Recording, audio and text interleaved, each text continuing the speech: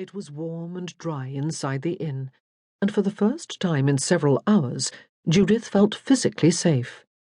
But the inn was crowded. The yard outside had been bustling, and people were milling about inside, some of them at windows watching the sky, others clearly having decided to stop for the night. She had a problem. She did not have enough money to pay for a room, but when she had mentioned that fact to Mr. Bedard, he had merely smiled that mocking smile at her and said nothing.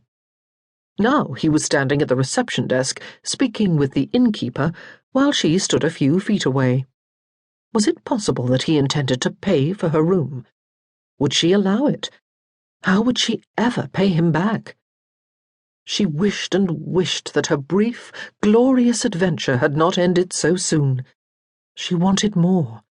She would relive the past hour over and over in the coming days and weeks, she knew. She would relive that kiss, perhaps forever. Poor, forlorn spinster, she thought, giving herself a mental shake. But her spirits seemed to be flattened against the soles of her rather muddy half-boots. She felt more depressed now than she had an hour ago, before he rode into her life. He was a tall man and solidly built. His hair, she could see now that he had removed his hat, was indeed wavy. It was also thick and fair, and almost touched his shoulders.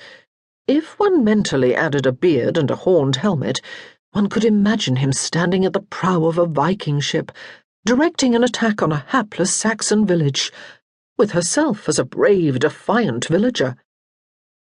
He turned away from the desk and closed the distance between them. He stood rather close to her and spoke low.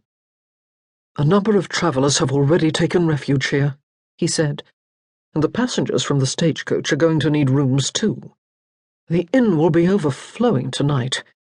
There is, however, a smaller, quieter inn farther into the town by the market green.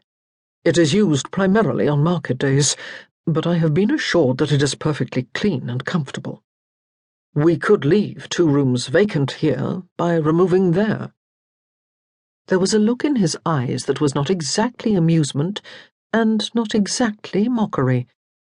She could not interpret it, though it sent shivers down to her very toes, so that she found herself curling them involuntarily inside her half-boots. She licked her lips. "I have told you, Mr. Bedard," she said, "that I do not have more than a few coins on me, having expected to journey straight through to York without stopping. I will remain here. I will sit in the dining room, or in the window here, until another stagecoach arrives to take me on my way." Actually, she thought, she was probably not very far from Harewood Grange. They were in Leicestershire already, were they not? His eyes smiled at her with that expression that was not quite mockery. "The innkeeper will have your portmanteau sent over as soon as it arrives," he said. "The coach has a broken axle.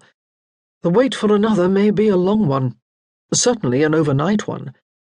You might as well wait in comfort." "But I cannot afford—" she began again. He set one finger over her lips, startling her into silence. "Ah, but I can," he said. "I can afford the price of 1 room at least." For a moment of utter stupidity, she did not understand him. And then she did. She wondered that her face did not flame with such heat that she would set his finger on fire. She wondered that her knees did not buckle under her while she collapsed into a deep swoon. She wondered that she did not scream and slap his face with all the force of her outrage. She did none of those things. Instead, she hid behind the worldly mask of Claire Campbell while she felt the full force of temptation.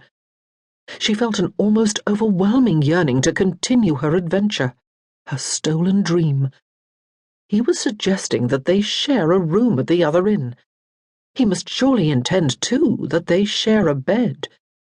He must intend that they have marital relations there, though marital was quite the wrong word, she supposed. Today, tonight, within the next few hours. She smiled Claire Campbell's smile, and was aware